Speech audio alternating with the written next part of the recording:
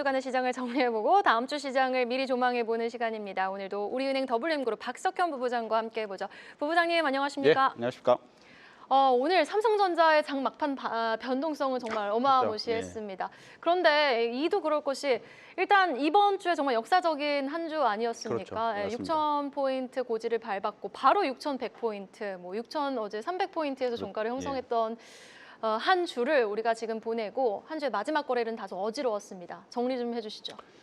예, 7일 연속 지금 상승하다가 오늘 이제 8일 만에 지금 하락을 한 건데요. 7일간 코스피가 5,507포인트에서 6,300 어제 종가 기준으로 6,307포인트까지 정확히 이제 800포인트나 튀어 올랐기 때문에 상당히 지금 단기간에 많이 튀어 올랐다라고 볼 수 있을 것 같고요. 간밤에 미국이 반도체 주식을 중심으로 좀 큰 폭으로 떨어졌기 때문에 물론 다우지수는 플러스를 기록을 했지만 전반적으로 IT주들의 어떤 변동성이 컸기 때문에 한국 시장에도 좀 부정적인 영향을 미쳤다라고 볼 수 있을 것 같고요. 오늘 코스피가 좀 종가 무렵에 변동성이 상당히 커지면서 약세를 기록하긴 했지만 전반적인 흐름은 상당히 견고하다라고 볼 수 있을 것 같습니다. 물론 단기간에 주식 시장이 좀 큰 폭으로 좀 빠르게 올랐다라는 부분은 좀 과열 느낌을 지울 수 없는 것은 사실이긴 하지만 외국인 매도에 따른 어떤 그 수급적인 부담감을 개인 투자자 자금이 들어와서 지금 메꿔주고 있는 흐름, 그리고 이제 이런 흐름이 국내 금융시장에서 나타나고 있는 어떤 위험자산으로의 자산 간의 이동, 이런 부분들이 좀 조명을 받고 있기 때문에 전반적으로는 외국인 매물 소화 과정이 어느 정도는 우려했던 것보다는 잘 소화가 되고 있다라고 볼 수 있을 것 같고요. 무엇보다도 가장 중요한 부분은 기업 실적이 상당히 좋고 이런 부분들이 주가 상승을 이끄는 원동력으로 작동을 하고 있기 때문에 속도에 대한 부담은 있긴 하지만 이게 이제 그 과도한 고평가나 이런 측면으로 해석은 되고 있지 않기 때문에 이 부분 좀 주목되는 요인이다라고 볼 수 있을 것 같고요. 삼성전자의 올해 영업이익 전망치 시장 컨센서스가 이제 180조 원까지 올라왔고 SK 하이닉스는 154조 원까지 지금 올라선 상황입니다. 삼성전자의 한 4월 초에 1분기 잠정 실적 발표가 있을 텐데 지금 현재 시장 컨센서스가 32조 원까지 지금 올라선 상황이고요. 삼성전자가 지난해 연간 전체적으로 영업이익을 한 40조 원 정도 기록을 했는데 올해 3분기에는 분기 영업이익이 50조 원을 돌파할 걸로 예상을 하고 있기 때문에 이 정도의 이익 창출력이라면 현재 주가가 전혀 부담스럽지 않다라고 볼 수 있을 것 같고 이런 부분들이 그 단기간에 급등에 따른 가격 부담에도 불구하고 삼성전자나 SK 하이닉스를 중심으로 국내 반도체주에 대한 관심을 계속 이제 그 강화시키는 요인으로 작동을 하고 있다라고 볼 수 있을 것 같습니다. 네, 알겠습니다. 자, 그런데요. 엔비디아의 실적 호조에도 불구하고 우리 메모리 업체들 전자닉스의 주가 탄력은 상당했지만 엔비디아는 되려 뉴스에 파는 흐름이 나오지 않았습니까? 그렇죠. 네, 맞습니다. 지금 사학개미 분들은 한숨이 더 깊어지실 것만 같은데 글쎄요. 국내 시장 엔비디아 주가 부진이라든지 빅테크 업체들의 주가 부진에 따른 조정의 빌미 여부 좀 가능성이 낮다고 보십니까? 일단 엔비디아 실적은 정말 나무랄 데 없이 좋았고요. 특히 주목되는 부분은 다음 분기 매출 가이던스가 시장 컨센서스보다 거의 10% 가깝게 좀 높게 제시가 됐기 때문에 이 정도면 거의 서프라이즈 수준이라고 볼 수가 있는 거거든요. 매출 총이익률도 기대했던 대로 75% 정도가 제시가 됐기 때문에 이익성에도 수익성에도 별 문제가 없었다라고 평가가 될 수 있는데 주가는 말씀해 주셨던 것처럼 5% 이상 급락을 했습니다. 최근, 그러니까 올해 들어서죠. 올해 들어서 미국 그 빅테크 주식들의 부진은 엔비디아에서만 나타나고 있는 현상은 아니고요.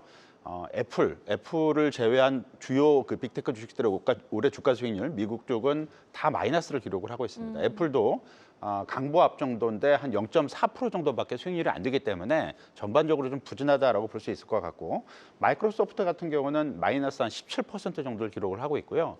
오라클이나 그다음에 팔란티아 테크놀로지 같은 경우는 20% 이상 하락하고 있기 때문에 상당히 큰 폭으로 좀 부진을 보이고 있다라고 볼 수 있을 것 같고 가장 큰 원인은 아무래도 AI 기업들의 투자 확대가 앞으로도 지속이 될 것으로 예상이 되고 있고 이 부분은 거의 변동이 없을 걸로 예상이 되고 있는 가운데 실제 이렇게 많은 투자를 하는데 수익성은 괜찮을 것인가? 이 문제가 지난 4분기보다도 올해 1분기 들어서 훨씬 더 많이 제기가 되고 있고요. 실제 일부 기업들은 수익성이 악화될 것으로 실제 예고를 하고 있기 때문에 이 부분이 결국은 엔비디아 같은 AI 가속기 칩을 판매하는 업체들한테도 영향을 미치게 될 것이다라고 시장에서 좀 우려를 하고 있는 부분이고요.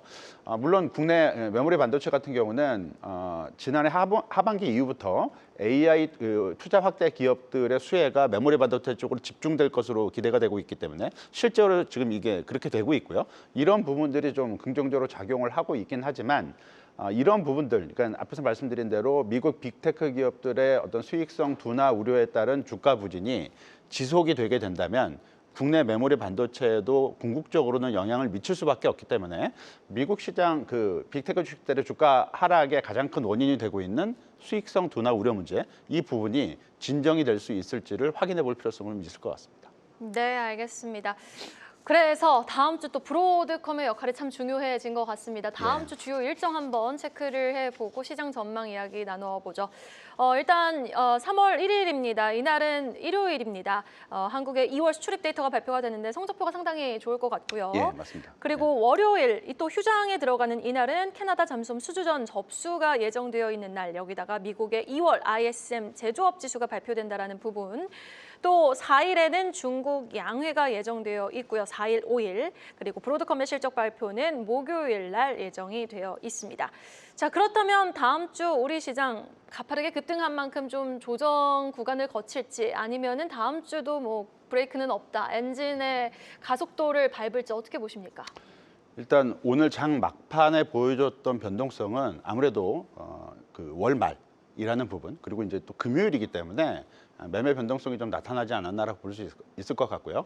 가장 중요한 부분은 주가 상승의 근간을 이루고 있는 반도체 중심의 기업 실적 호전, 이 부분이 흔들릴 만한 어떤 조짐을 보이고 있느냐, 이런 부분인데 전혀 그런 부분들은 확인이 되지 않고 있고요.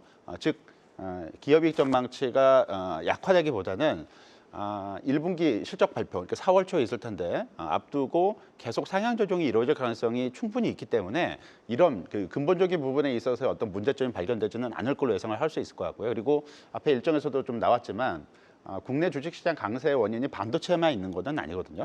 해외 쪽, 그 수주 쪽 모멘텀 관련해서 조선, 방산, 원전 같이 상승세를 보이고 있고, 정부 정책과 관련해서도 금융주가 상승세를 같이 동참을 하고 있기 때문에 전반적인 상승 다양성이 상당히 좋다라는 부분으로 이제 평가가 될 수 있을 것 같고요. 이런 부분들이 가격 부담 그리고 속도에 대한 문제는 있겠지만 추세 자체가 흔들릴 위험성은 아직까지는 상당히 제한적이지 않나라고 볼 수 있을 것 같고요. 따라서 단기적으로는 뭐 조정이 나타날 수 있겠지만 오늘 나타난 것처럼 국내 자금 흐름의 변화하고 관련해서 대기 자금이 상당히 풍부하기 때문에 이런 자금 흐름들이 조정 국면을 그렇게 길게 끌어가는 어떤 흐름으로 바뀌지는 않을 가능성이 좀 더 높지 않을까라고 볼 수 있을 것 같습니다. 네, 조정 구간을 예상을 해 봄직해도 그 조정의 기간이 비록 그렇게 길진 않을 것이다라고 말씀을 해주셨는데, 주요 일정 가운데 좀 우리 부부장님이 집중해서 지켜보시는 일정이 있다면요? 아무래도 브로드컴 실적이 이제 발표가 돼요. 한국 시간으로 이제 3월 5일 아침에 이제 목요일 아침 똑같이 목요일 아침에 엔비디아와 그렇죠. 함께, 네. 실적 발표가 되는데 이 브로드컴이 그 AI 가속기 칩을 만드는, 기본적으로는 엔비디아하고 업황을 공유하는 업체이기 때문에 이 기업의 실적 결과는 상당히 좋을 것 같고요.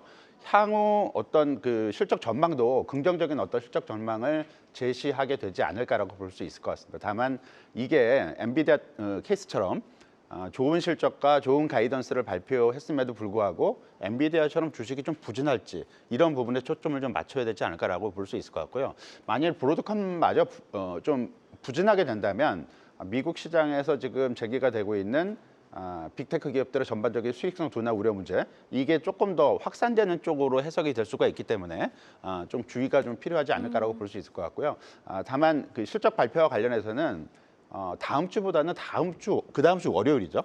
3월 9일 날, 우리 한국 시간으로는 3월 10일 날 이 오라클의 실적 발표가 예정이 되어 있는데, 이 오라클 같은 경우가 지난해 4분기에 미국 빅테크 기업들의 AI 투자, 과잉 투자, 이 문제를 처음으로 촉발시킨 기업이 오라클이기 때문에 네. 실질적으로는 다다음 주 한국 시간으로 3월 10일 아침에 예정된 오라클의 실적 발표 결과가 미국 빅테크 주식들의 분기점으로 작용할 수가 있을 것 같고요.